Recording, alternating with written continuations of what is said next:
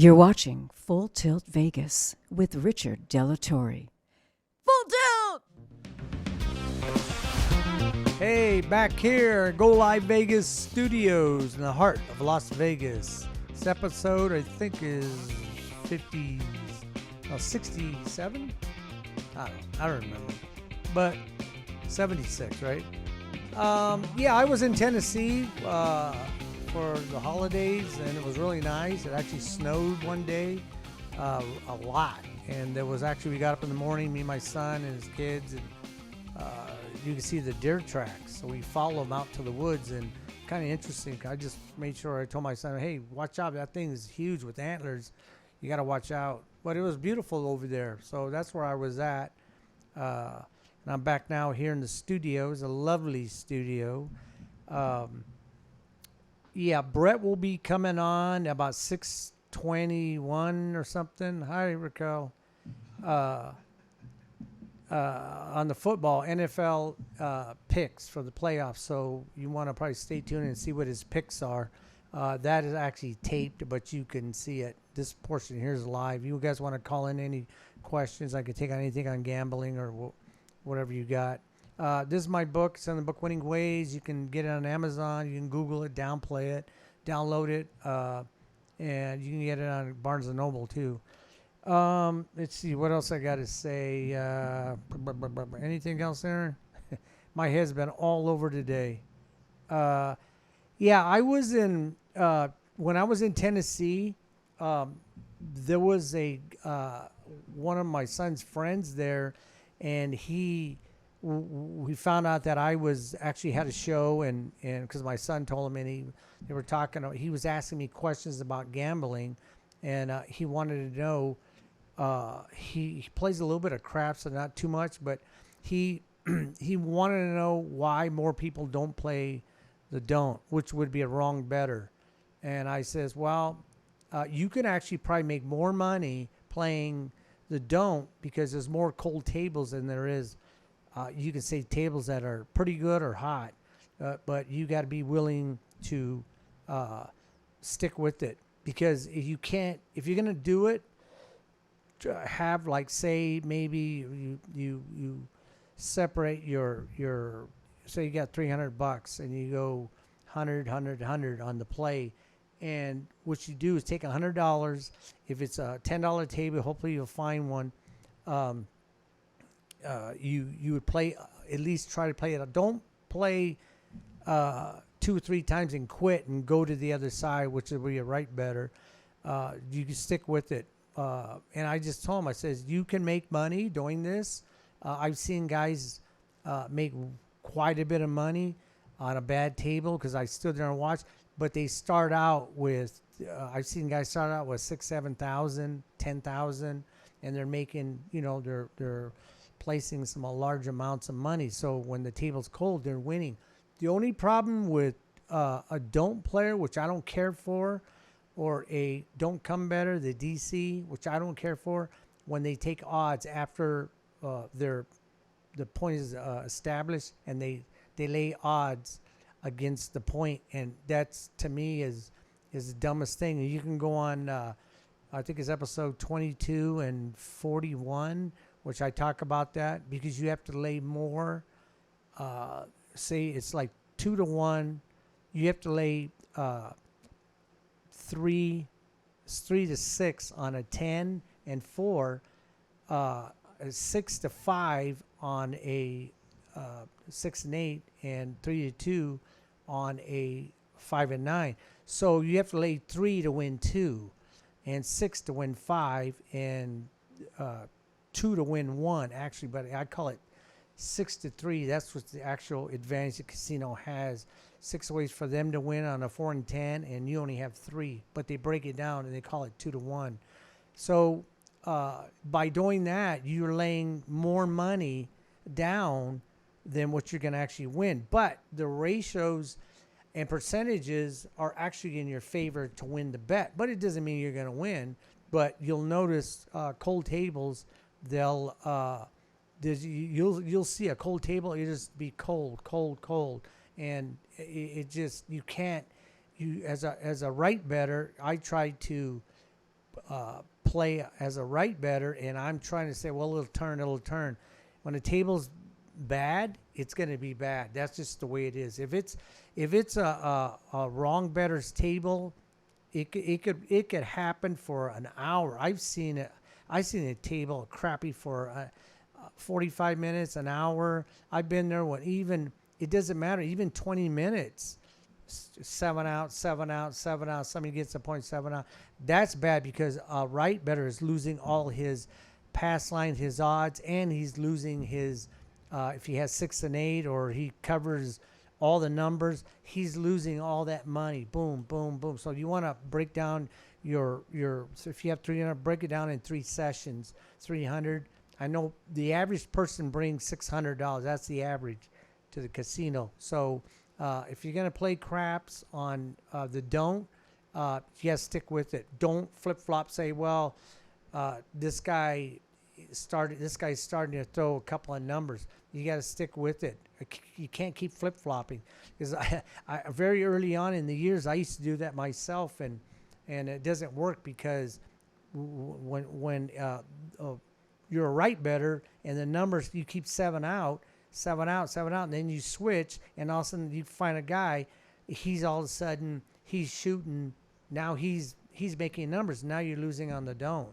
So you got to stick to one or the other. You just got to stick it out, or I would say get my book, and I do teach how to hedge bet against that. That's the only thing that saved me and my son when he played when he was 21. That's the only thing that saved us was the hedge betting. Everybody else lost. It was somebody lost $1,500. Another guy lost $3,000. We saw another guy had $6,000. By the time he left, he only had $600 left. If he would have followed the hedge betting that I show you in the book, he would have probably had at least half his money, or maybe a little more, by hedge betting. It doesn't mean hedge betting does not mean you're going to get your original money back. But believe me, if you start hedge betting against your bets, it'll blow your mind how you can recover some of your losses. It's just like when we talk about on football. I use football because I'm more familiar with football. That's why there's a couple episodes between Brett. We talk about that. If you're betting on a game and by halftime you're losing by 3 touchdowns and you think you're going to lose, fine. It don't have to be football. It could be whatever sport is running. I think at the same time, hockey or whatever. But if you use football, find another 2 teams that are going to be playing and bet so you can recover. If you think you're going to win that game, I says, I know I'm going to win that game. Well, you don't know, but sometimes they're on a streak, and he says they're going to win this game. This is so simple. I'm going to win. But you don't get the odds either, but you have to place enough money to recover maybe all your money or part of your money, and you cut down your losses. So, because I've done it before on football, and I have cut down my losses. I've done it a couple of times. Anyway, the guy I can't remember his name now. He's a real good friend of my son's out there. He wanted to know, so I told him, I said, but there's other things you can do as a wrong bettor. You can actually walk up to a table and before there's a number, you can actually lay the 4 and 10 because it's 6-3. It's 6-3 in the casino's favor. But now that you're laying 4 and 10, now it's in your favor that they're not going to come up. So if you lay 4 and 10, say you lay each one of them for $100, so you lay those, and then you're looking for a 7, which you can see a lot of my episodes. I show how powerful 7 is, because I got it here, and I turned this twice, and I got 7 on the dice everywhere. And even if I open it up, it's a 7, because the dice are set up for that game is actually set up for 7 to be the dominant number. So you can just lay the 4 and 10, 100 each. If 7 comes out, even on the come out, when people are looking for a number as a right better, which would be the pass line, 7 comes out, they win. But if 7 comes out, you're laying against the 4 and 10. You're laying against it. So the problem with laying, if you lay 100, you're only going to get half. It's half the bet. So you get $50, but you have to minus the vig, which would be $2 because it's $50. You won. You laid 100, but you only won 50. So you get back your 100 and you get $50, and you got to pay $1 per every $20 on the vig. So it only goes to 50. Don't go to 60. It goes to 50 to win. So you pay $2. So you get $48 back. So you get 48 and 48 for the 4 and 10. You can lay all the numbers if you want. You can do that. It would be 100 for 4 and 10. 5 and 9 would be the lowest you can lay. If you're going to do 100 on the back, it would be 105. You get $70 for that. And then the 6 and 8 would have to be 120 each. And you get 100 for that minus the vig, which you get $95 back for each one of those numbers. Now you can do this. It's expensive, but there's a couple of people that I've seen in all the years that I've watched craps, and I've seen people do this, but they have the bankroll to do it. You can do it with least amount. You just gotta lay down the right denomination, and the dealer will help you do that. If you're gonna lay, if it's a $15 table, he'll tell you what you have to lay. Let me see, 15 for 5 and 9. You get back $10. They still take the dollar. You still take the dollar. You get $9 back. You lay 6 and 8. You have to lay 120. You get 100. No, excuse me. You have to lay. Say you lay 18. You get back 15. Still going to charge you $1. You get back 14 for each one, and then 4 and 10 would be. Now that one you would have to lay. You can't do it with $10. It's probably. Let's see, you can probably lay 15. 15, no, wait a minute. You have to lay 20. 20, or you can lay 12, which I don't think they'll let you do, but lay 20 to win 10, which you would actually win 9. But you can do this. I show you how to do this in my book. It's in the book Winning Ways. I show you how to do all this.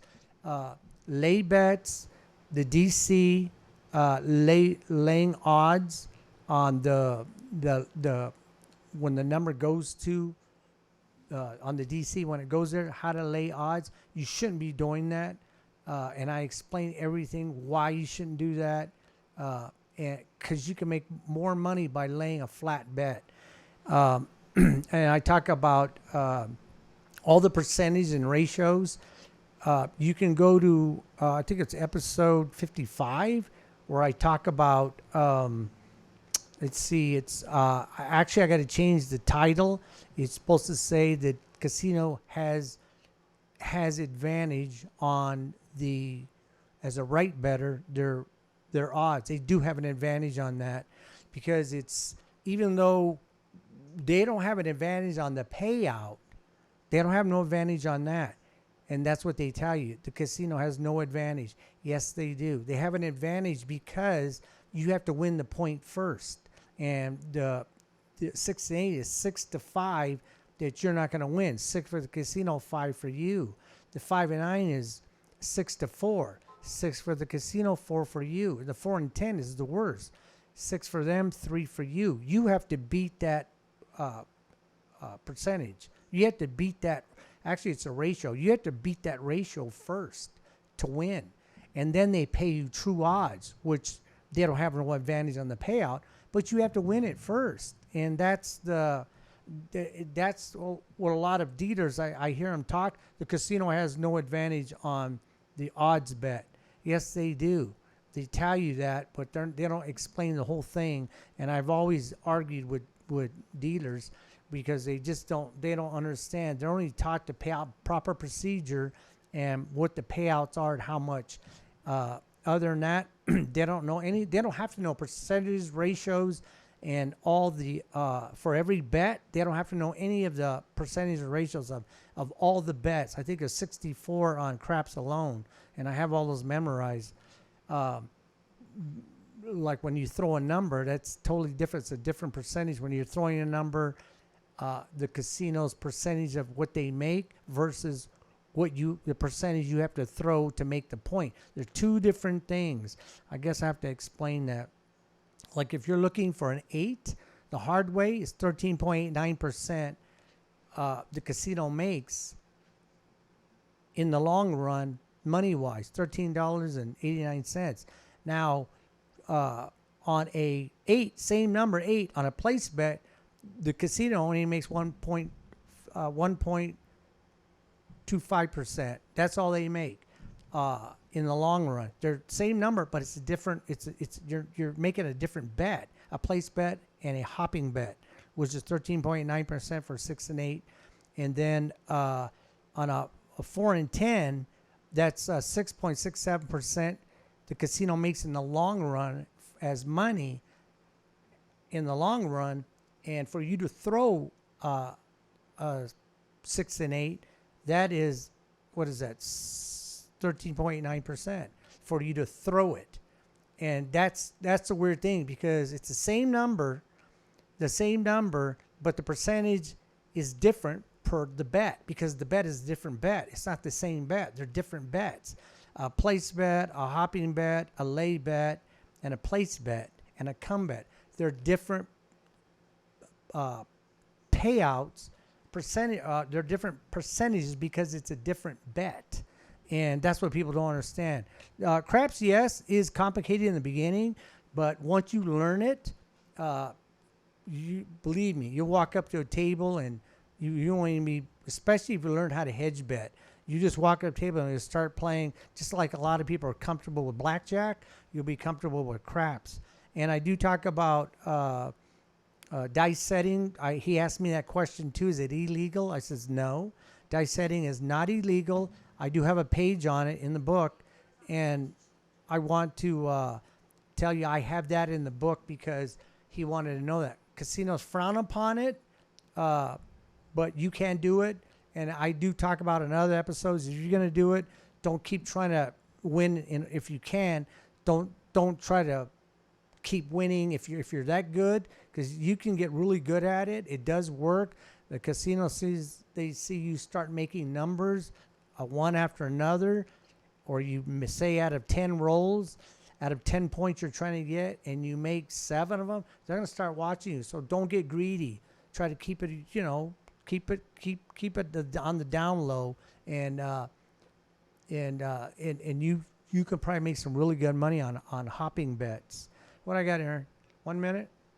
Yeah. Also, Resorts World. Yeah, they're charging now for parking, but if you go in and get a player's card, and I think if you just get the player's card, you can get complimentary parking. Now, if you have to play, you're going to play anyway, you might as well get the card and maybe play slots for a little bit, play a round of roulette or whatever, just so you got some play on it, and your parking's free.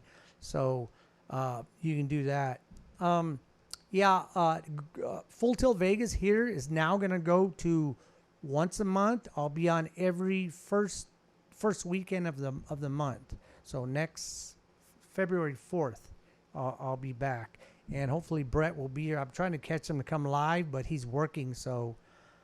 But stay tuned for Brett's picks on the playoffs, and I'll see you February 4th. Thank you very much. Hi. My name is Richard Delatorre.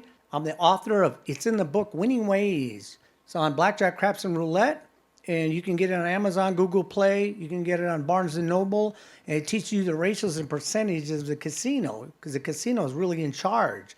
I put the percentages and ratios in your favor. You spend a little bit more money, but you have a better chance of winning. Doesn't mean you're going to win. No book should ever say you guarantee you're going to win.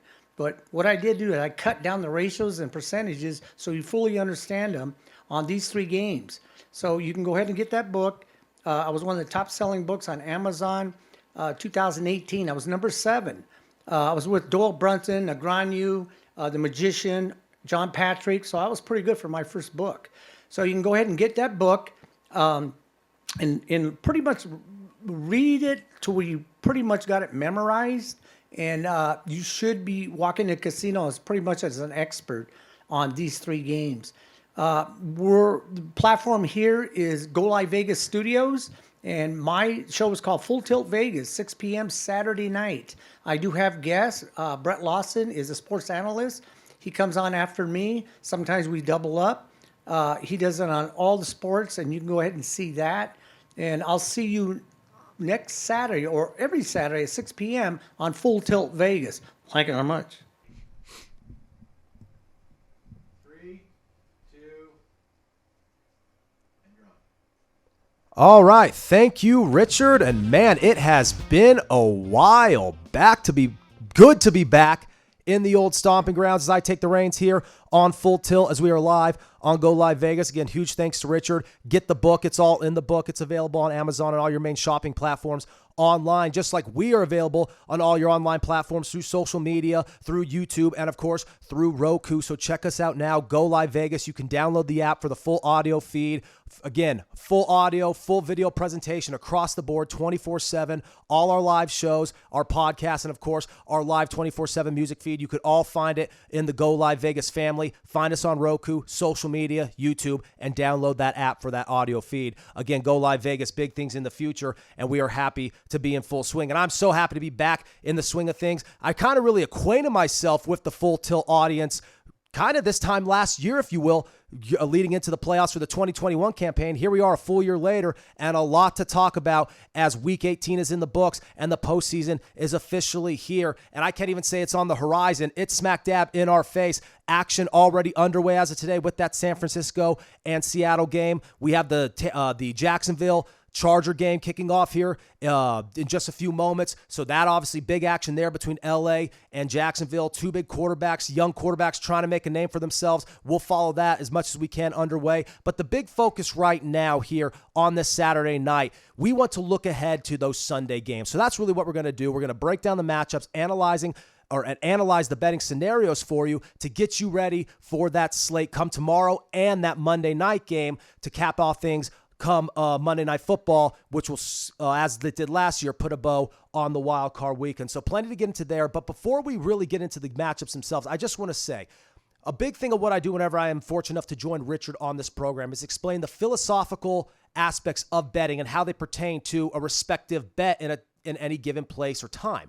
What I mean by that is you're betting playoff football now. It's not the same as betting what we have seen the past 18 weeks in the NFL. Now, betting the NFL, ultimately, the nuts and bolts are always going to be the same, right? The main components, the structural elements. There are just some things, there are certain commandments, if you will, that are always going to be relevant when you're betting professional football. But the way you do it and the way you see some of these lines start to fluctuate based off of what they're originally booked at 5 or 6 days in advance compared to where they close when that ball leaves the tee on game day. We start to see this fluctuation in lines that doesn't necessarily take place in the same way in the regular season because there is so much attention on these games. Unlike other regular season games where certain matchups that don't feature public teams may kind of go beyond the public eye or slip under the public eye rather. That doesn't happen in the playoffs. Everyone is under a magnifying glass.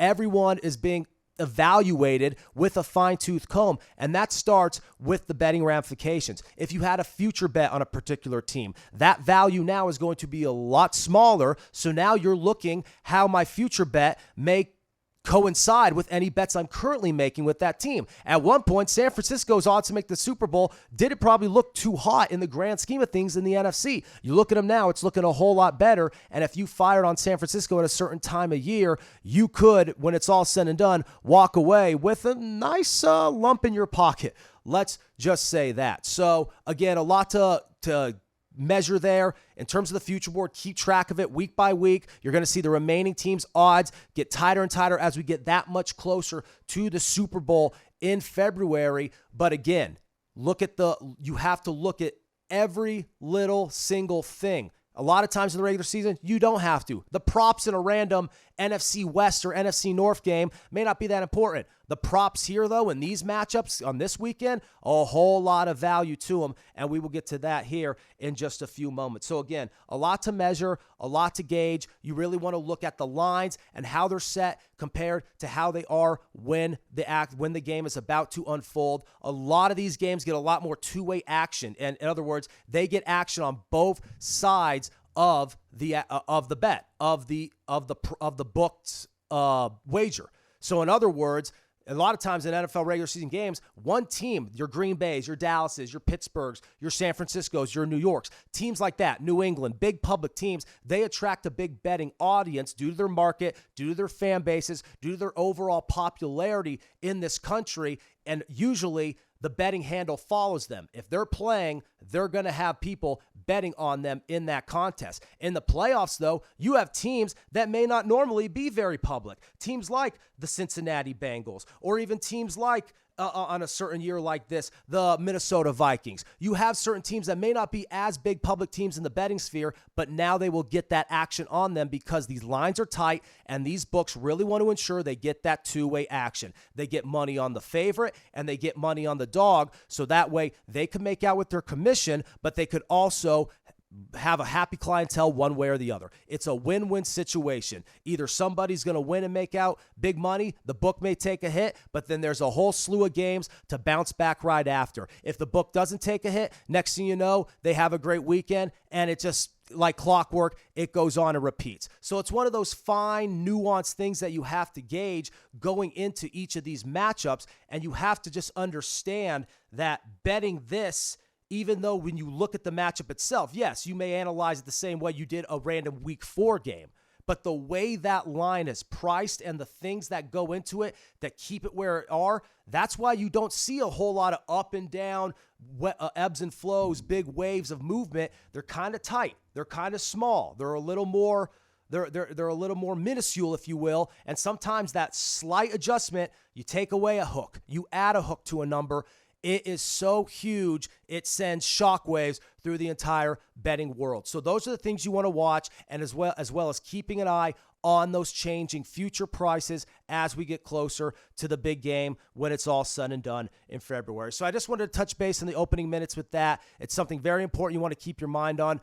Any sport we talk about here on Full Tilt and the betting scenarios attached to it, we like to emphasize the philosophies and the certain betting strategies you want to keep in mind for those respective sports, especially if it's at a certain time of year or a certain type of event that may be a little bit more refined in terms of that betting, those betting aspects. So again, just wanted to emphasize that. And now we can get into this very interesting slate that we have on Sunday going into Monday. Again, it got kickstarted today. We have LA and Jacksonville going at it right now. A lot to talk about there, obviously, but we're focusing on this Sunday preview. We'll touch base on what happened today with San Francisco and Seattle, as well as the battle again between Lawrence and Herbert going down right now in that wild card primetime game on a Saturday. So looking ahead, the opener tomorrow on CBS, 10 a.m. Pacific time, Bills-Dolphins. Now, Bills laying 13.5. The big news this week, Tua Tagovailoa will not be playing. Instead, it will be Skylar Thompson. We all know in terms of this year, the head-to-head matchup between the two, Dolphins get one early in the Bills in brutal, hot Florida, muggy, humid conditions. The Bills look tired. They get punched in the mouth. Big win for the Dolphins early on this season. A few weeks ago, in the snow during that brutal Buffalo blizzard, the Bills bounced back in big fashion. Despite the Dolphins being very formidable and being able to establish a running game with Raheem Mostert, the Bills got a big win in that bounce back game in Buffalo. So Miami has a home win. Buffalo has a home win. They find themselves back in Buffalo for this one. The weather shouldn't be as much of a factor, but look at that number, 13.5. I've been big on Buffalo all year long. I have several future bets for them to win the whole thing, and I think they are going to win come tomorrow morning, but not covering this line. I'm staying away from that line simply because even with Skylar Thompson, this is a Dolphins team that has, again, played Buffalo twice. Mike McDaniel will have some type of scheme to at least slow the game down, try to keep Josh Allen off the field. It would be a lot easier for Raheem Mostert, the man who I just mentioned, who was able to successfully run the ball against Buffalo in those previous two outings, both the win and the loss. It'd be a hell of a lot easier for the Finns if he was in action, but he will not be. A thumb injury is likely to rule him out. So without Raheem Mostert there, Mike McDaniel and company are going to have to do something to take the pressure off of Skylar Thompson and establish some type of running game to keep this Bills defense humble. This is a Buffalo defense that's been banged up all season long at all three levels. Very consistent at linebacker with Matt Milano and Trey Edmonds. You have young pass rushers and Greg Rousseau and Ed Oliver and company inside. But again, Von Miller, been banged up. Their secondary, their key players. Trey White, banged up all year long, going back to an injury from last year. Micah Hyde gets hurt early in the year to the point where now he may even be able to come back because his injury happened so early in the season. Jordan Poyer, who's been stellar, he's playing hurt. He essentially has been playing hurt all year long. This is an elite defense on paper that has not really been at 100% all year or any point this year. And Miami, being a division rival with a very good coach and a physical presence, much more physical than they've been in years past, I think will at the very least keep this close for a good point of regulation. But Buffalo, they're finding the rhythm at the right time, not necessarily running the ball particularly well. They had this problem last year in the playoffs, but what do we like? What do we want to see if you're a big on Buffalo, if you're a backer of Buffalo betting-wise, or if you're just a fan? You wanted to see what they were doing earlier in the season, stretching the field, taking the tops off defenses. We saw that from Week 18. Josh Allen going deep to Stephon Diggs in that game, in that regular season finale last week against New England. That was a huge win in terms of kind of Buffalo. We knew they were going to end up where they were, and obviously, but in the aftermath of everything with DeMar Hamlin and the Monday night game and everything there, he's been released from the hospital. He's now back in the swing of things on Bill's campus. In between that Monday night game and the following game against New England last Sunday, there's been a lot of emotion for the Bills and a lot of expectations. This is not going to be an easy one, and if it was anywhere else, maybe you give the Dolphins a little bit more of a favorable, I won't say shot because it's the NFL playoffs. Everyone has a shot, but maybe you'd make a more favorable case for them to win this game. But Skylar Thompson rather than Tua Tagovailoa may just be a little bit too much. I think it will be too much. Give me the Bills to win this game outright. I don't think they cover, however, and given the total on this one at 43.5, I actually like this one to fall under. I'll let that be my first official pick here of this wild card slate.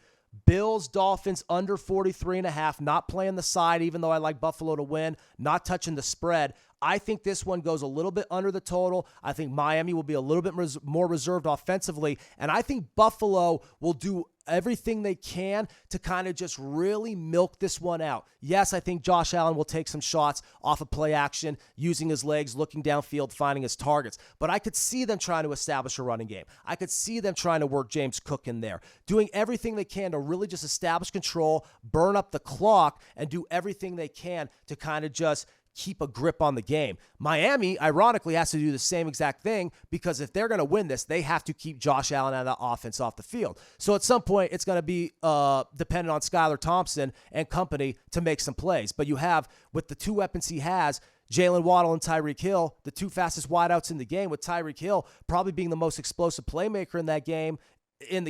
If you can't get the ball to him deep downfield or even in separation on little slants and drag routes in the middle of the field, it's all null and void. So, yes, Skylar Thompson will have to make some plays, but I think this Buffalo defense, again, still banged up. They're starting to get healthier, and Josh Allen is now attacking downfield like he did early in the season. That was last week. We saw his first touchdown of more than 40 yards since like week 6, week 7. So the Buffalo is now doing the things we expected them to do all year long, and with a Miami team without their quarterback, it just will not be enough. Give me the Bills and the under as the official pick, the under there of 43.5. Moving on to that midday game between the Giants and the Vikings. Now listen, it's always tough when to talk about the Giants because it's a classic head versus heart scenario. I'm a Giants fan. That being said, I've never had much issue in terms of handling them at the betting counter. Quite frankly, in the past 5 to 6 years, there hasn't been a whole lot to bet there anyway, unless you're taking the other side and outright fading the Giants. But listen, what Brian Daboll has been able to do is incredible. He's probably your rightful coach of the year, coming over year one from the as an offensive coordinator from Buffalo, and being able to do this with a team that, quite frankly, isn't really there yet personnel-wise. We know how good Saquon Barkley is when he's healthy. He's had a tremendous bounce-back year. Daniel Jones has shown what at least he can do in the league, and what he can do in the league, he actually does pretty damn well, almost better than just about I guess you could say, 3/4 of the league.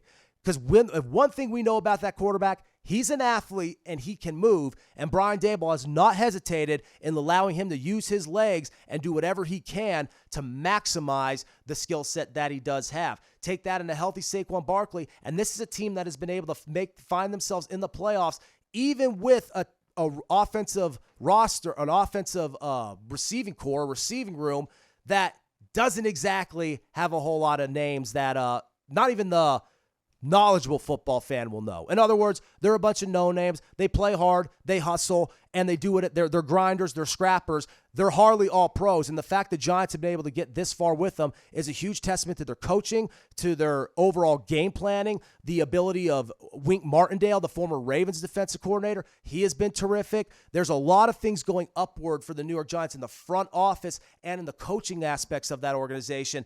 And it looks like they're already way ahead of the game on the on-field aspects, even though, again, certain positional groups are a little bit hindered or depleted compared to some of the other teams in the NFC and the league as a whole. That's a situation we find this Sunday as they hit the road to take on the Vikings. Listen, I haven't been able to trust the Vikings all year long for all the Bills games, for all the Colts games, for all just the wacky finishes they've had, all really in their favor. I still cannot trust them. Yes, I get it. It says a lot that when you could pull those games out of your hat and win them in such clutch fashion in crunch time with your backs against the wall. Yes, that does say a lot about you, but it also says a lot about you that you're in that position constantly in the first place. And it's interesting because when you look at both these teams, New York and Minnesota are two squads this year that could not win easy. The Giants seemed like every week, win or loss, they were going to the wire. They went on a bit of a slide there the second half of the season where it looked like they were starting to run out of steam. But given what they were able to do during those first 8 games, they were able to establish some insurance wins, if you will, which allowed them to clinch that wild card spot with that victory over the Colts in Week 17. So here we are. This is a team that still is a few years away, but the fact they are here after 1 year, a team that me included, expected to have what? Maybe 5 wins, maybe 6 wins. Here they are with an 8-win season in the wild card on a year when the NFC East was damn good. That's impressive. I think they're sent home packing out of US Bank Stadium come tomorrow afternoon. Again, the Vikings are just better. This is a Giants team that played them really tough a couple of weeks ago where it came down to a 61-yard field goal in order for Minnesota to get that win. Again, that's glaring. When it takes that much for a better team to get the win, it's hard to trust you, and it's going to be hard to trust you in a playoff game against a Giants team with an aggressive defense, a quarterback who may not be the most accurate thrower, but is going to be ready to bring it with his legs and is going to be looking to make plays with his athleticism all day long. And then, of course, with Saquon Barkley, well, you always have a prayer with him. So give me Minnesota. I like their edge across the board. They have a better defense. They have much better receiving weapons. We talked about the Giants receiving core being very, very minimal. The Vikings receiving core is the exact opposite. You have the number 1 receiver in the league right now in Justin Jefferson, and Adam Thielen ain't too bad either. Hawkinson was one of the premier free agency acquisitions, bringing him over from Detroit. He's been a stud. And Kirk Cousins has been good this year. There's no other 2 ways to cut it. But what has been the issue with Kirk Cousins? The big games, the prime time. Can he win when it really matters? Again, a lot of these things kind of become overblown. They kind of become, I guess, I don't want to say stereotypes, but they become narratives, if you will. They become themes that become associated with particular players, particular organizations, particular coaches. If Kirk Cousins wants to shake those, right, shake those preconceived notions, if you will, he has to get it done in the playoffs this year, and it starts with a team at home come tomorrow that, again, they should get the win against. The Giants will be ready. Dayball will certainly have them ready, but I think the Vikings, being the better team, will be able to get it done. I think Dalvin Cook and Justin Jefferson, Hawkinson, the Vikings are really going to have to rely on their playmakers to show up consistently throughout the game, have Jefferson find the end zone early, and that way you could establish yourself early in the game and not put yourself in the same position you seemingly put yourself in every week. And if you do that, like I just mentioned, you are also playing into the Giants' favor. The Vikings have been able to eke out wins against teams that clearly couldn't keep it together in the fourth quarter the way they could. The Giants have proven to be very tough and to have a whole lot of moxie late in games. This one could get interesting if there's about 6-7 minutes left in the fourth quarter and we have about a 3-4 point deficit there going down in Minneapolis. So let's just see what happens here. I'm liking the Vikings, but the Giants +3 is something to look at if you want to take an approach to them on the number. But as of right now, I'm staying away from the line, just like I did with the earlier game between Buffalo and Miami. I'm doing the same thing I did with that game, and I'm going to make a play on the total. I'm actually hitting the under or going after the under once again. Normally, I don't like to fire on unders regularly on a game slate. Sometimes it doesn't make for the best or most exciting viewing experience. Sometimes it's a little more enjoyable to root for the over, but sometimes you just have a hunch, and sometimes you see a number that you like. For Bills Dolphins, given the circumstances, I like 43.5 and the number to go below that. And for Giants Vikings, two offenses that, depending on what Daniel Jones does, could really go back and forth, even with the lack of receiving talent the Giants have. When you have Saquon Barkley and some of these attributes you have with your quarterback, you can make do for the lack of receiving talent. So if they're able to keep pace and go blow for blow in Minnesota, the number of 48 quickly wouldn't be that surprising. But a lot of things have to go right for that to happen. And I'm just going to go with my head that it doesn't get that high. Give me the Vikings to get the win, but this one falls below the total of 48. My two plays so far for the two games in the day tomorrow, the CBS game at 10 and the Fox game at 1:30, I both like the under. So give me under 48 for the Giants and the Vikings. Rounding it out tomorrow night, Sunday Night Football, NBC, Ravens-Bengals wild card matchup, the third time these two teams will go at it. And because of what happened last week, this is a home game for Cincinnati. Cincinnati beat Baltimore last week to establish this home field advantage. Had they not been able to beat Baltimore, it would have been settled on a coin flip. But Cincinnati and Joe Burrow were able to get it done last week. Tyler Huntley was at the helm. He's going to be at the helm again this week. Lamar Jackson was very strange regarding his injury status heading into the game. It looks like he will not play, and we know how much different this Ravens offense goes with Huntley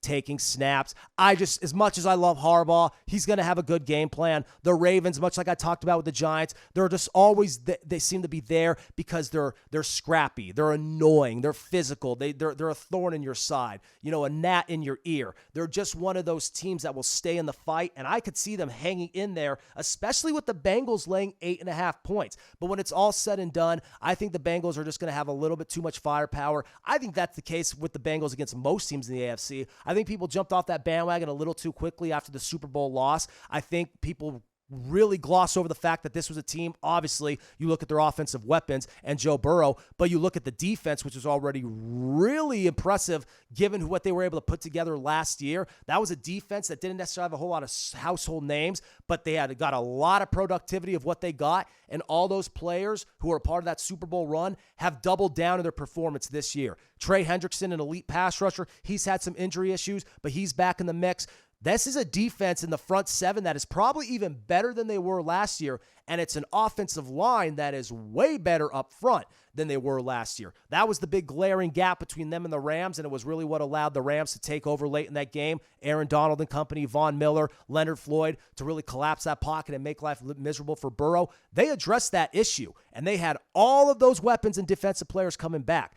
I think it's foolish to overlook Cincinnati. And now, obviously, by now, hindsight 2020, we've seen what they've been doing the past couple of weeks, or really just the past month and a half. We've seen Joe Burrow enter the MVP conversation. I think now everyone's kind of woken up and realized the Bengals are right there with the Kansas City Chiefs and the Buffalo Bills in terms of that AFC contention. They are perfectly built and poised to make another Super Bowl run. And I think it starts, or at least the semblances of that start this week. I don't know if they get back to the Super Bowl or even the AFC title game, but I think Baltimore looks impressive against the Ravens. I wouldn't be surprised if they cover 8.5, but being a division rival against a scrappy team with a great coach, plus you played them again 2 times already before, much like that Miami-Buffalo matchup. I don't like the spread in this one either, even though I think the Bengals could win big. Burrow in the offense, I think, find the end zone frequently, but I'm not touching that one. I'm not in terms of the line. Don't like the total either. It's looking at about 40.5 right now. I actually think it may be able to go over just because I think Burrow and the offense will be able to score enough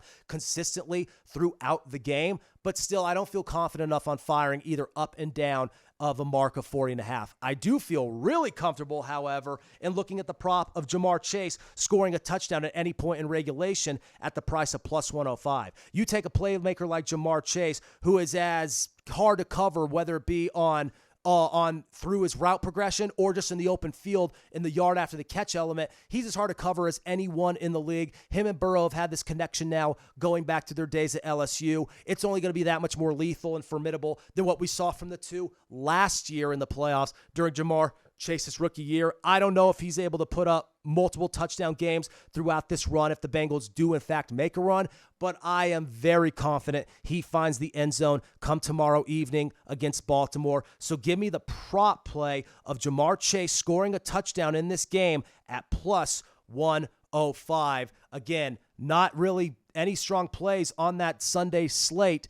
In the line, I like 2 total plays, and I really, really like the prop of Jamar Chase scoring at plus 105 to go with my prop that I made earlier today of Christian McCaffrey scoring a touchdown against Seattle at plus 100 or even money. You take maybe not even maybe, I'd say the most versatile running back in the game today and one of the most premier weapons in football. You give him even money to score a touchdown against a team with very, very average defense. You could even say subpar defense. And on a team that's been absolutely rolling in terms of the running game and establishing that balanced offensive attack like San Francisco and Brock Purdy and Kyle Shanahan have been able to do, that was a gimme. Even if McCaffrey were to get completely shut down, I would have felt completely fine with that. You have to go after the value and the value associated with big-time playmakers and consistent scores in the league. Christian McCaffrey and Jamar Chase are just that. And when I see a plus next to that price, whether it be even money or plus 105, I cannot hesitate to fire on that. My final play of the slate actually involves the final game of the slate. Again, that Monday night finale of the Super Bowl wild card weekend, Dallas and Tampa Bay. Now, this one is interesting because I've heard some conversation this week about it maybe being the best of all the matchups on paper, at least the most interesting, probably the hardest to gauge, and there's a lot of truth to that. There's a lot of merit into those opinions, into those takes. But at the same time, how much of it is us trying to convince ourselves that Tom Brady has one more left in him? But here's the problem. Remember what I mentioned with narratives? When you get too caught up with the narrative, you forget about the reality. And the reality in front of our very own faces heading into this Monday night matchup is that the Dallas Cowboys are a much better football team. We can't just act like all the issues that have been plaguing the Tampa Bay Buccaneers for the entire 2022 campaign have suddenly disappeared. The team hasn't been able to run the ball at all year long. The offensive line has been abysmal. We knew that was going to be an issue because the interior offensive line was in shambles heading into the season coming out of training camp, and their 2 offensive tackles who have been elite the past couple of years haven't, at least for a good portion of the season, haven't been as good as they have been in the past. Now, Chris Godwin banged up with injury. That doesn't help. Again, you have Leonard Fournette, who at one point I thought had a resurgent career in Tampa, and it looked like that could have been the case with the Super Bowl year. But since then, he's kind of come back down to earth, and this year he's really done nothing. So it's really a combination, a formula of Tom Brady finding Mike Evans, and that formula wasn't found very often this year. Now, in recent weeks, they played great in Week 17 against Carolina, right? That they finished the regular season strong, and they look like they're a better version of themselves heading into this wild card matchup against Dallas. But don't let the loss to Washington last week fool you, or the loss to Jacksonville a couple of weeks ago fool you, or don't think the win against the Gardner Minshew-led Philadelphia team was something that was overblown. This is a Dallas team that all year long, structurally, when you look at how they're built, has been built like a contender. It's that simple. Pass rushers on the outside, good linebacker play, not stellar secondary play, but opportunistic playmakers in the secondary, which in today's day and age is really all you need, especially if you have an aggressive and consistent front seven. Now you look at the offensive side of the ball. You have 2 running backs, one who's a little more limited this day and age, the other who's a full-blown playmaker, probably one of the best playmakers in the league right now as far as doing stuff out of the backfield and really finding big gains and, those explosive acceleration plays where you break into the second and third level. We get that with Tony Pollard. We get a receiver who could stretch the field and make good and run good routes and haul in catches like CeeDee Lamb. The question is, will Dak Prescott consistently be able to get him the ball? Because Dak this year has been a head scratcher. The throws he makes that are good are like a coaching tape. They're incredible. When Dak is on the money, he just threads the needle. It's insane. But then you look at the picks he throws, and you're all like, wait, what? Maybe Cooper Rush is the better option. So I get why with a week of buildup, with Tom Brady, the GOAT, the man who is more synonymous and more associated with the NFL postseason than anybody ever. He's one of the most associated playoff performers ever in the history of all sports. Against the Dallas Cowboys, who are perennial, I guess you could say it, chokers, at least in recent history, in the playoffs. So you take those narratives, right, those storylines heading into the game, combining with the fact that you have one quarterback who is going into his wheelhouse against another quarterback who has really never had his career-defining playoff moment and has been turning the ball over with bonehead interceptions all year long. So I get it. I understand why people really like Tampa Bay in this spot against Dallas. It's hard to trust Dallas. But here's the thing. That may be true. It's a whole hell of a lot harder to trust Tampa Bay, who isn't a very good team. Tampa Bay is simply in this position because they are the best of a very, very bad bunch in the NFC South. They're 6-7. And I get it. It's the playoffs now. Everyone, or excuse me, they finished, what did they finish? It was like 7-8. And I get it. It's the playoffs. Everyone is 0-0 now. It's a new season. Nothing really matters what you did before. That's fine. It's true. In terms of the head-to-head matchup, that's all BS. It's all null and void. It doesn't matter anymore. But we can use our eyes to tell us what we know about these two teams just a week ago. It may be a new season for them. Everybody may be 0-0. That doesn't mean you're a completely different team than the one we saw a week ago. And granted, Tampa Bay finished their season better than Dallas did, but Tampa Bay didn't even have remotely close to the season Dallas did. And in fact, one of the two impressive Tampa Bay performances, maybe the only two Tampa Bay performances we've seen this year that were actually impressive, were the one I just mentioned. The one against Carolina where Brady and Evans were cooking, and then the opener, the week 1 Sunday night opener against the Dallas Cowboys. This will be a rematch of that, and that was probably the only game where the Buccaneers and Tom Brady really put on a solid performance. Week 1. It only went south after that, and it only seemed to get more and more shaky and less likely that things would get better. And quite frankly, they really, in the grand scheme of things, did not get better. They are a product of circumstance. That's what it is. The Tampa Bay Buccaneers are in the playoffs because the playoff format allows them to be. And now it's a fresh slate. And yes, they can get this win because it is Tom Brady. And Dak Prescott does make some weird decisions sometimes. And the Dallas Cowboys have had some obscene letdowns in the playoffs in recent memory. I get it. But at the end of the day, football is about matchups. Football is about talent, game planning, strategy. It's not about the narratives, and it's not about the legacies of the quarterbacks. It often is only about that until after the results are determined. And what are the results often determined by? The matchups, the talent, the coaching, the game planning. I'm not big on Mike McCarthy. I don't think really anyone is. Packers fans never were. I know Dallas fans aren't. So I don't think it's going to be so much a coaching or game planning thing, but it's definitely going to be a talent and matchup thing because Dallas has the edge there. And I think Dallas makes life hard for Tom Brady. Micah Parsons, one of the best in the game. DeMarcus Lawrence, bookending him, also one of the best in the game. They've been stellar this year. I think they pin their ears back, and they make life tough for Tom Terrific. Who gets his shots in, rest assured. I don't think Tampa's getting their ass kicked. I don't think they're getting blown off the field. Again, this is basically a pick-em game. Dallas is laying 2.5 on the road. Tampa Bay, being the division champs, they're the road dog in this.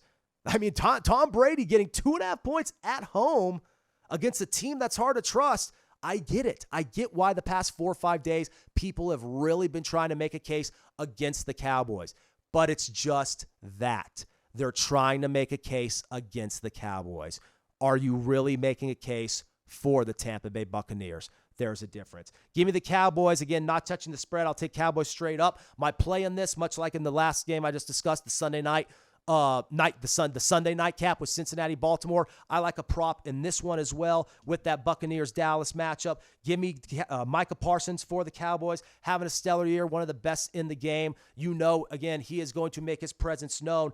And even if he's in Brady's grill with the sacks and the pass rush, he's going to be flying all over the field with the way they use him. This prop of over under 3.5 tackles plus assists for Micah Parsons, that made the Christian McCaffrey and Jamar Chase price look like I thought those were no-brainers. This made those look like nothing, because this was a ding, ding, ding, red alert in your face no-brainer, and the price is at plus 115.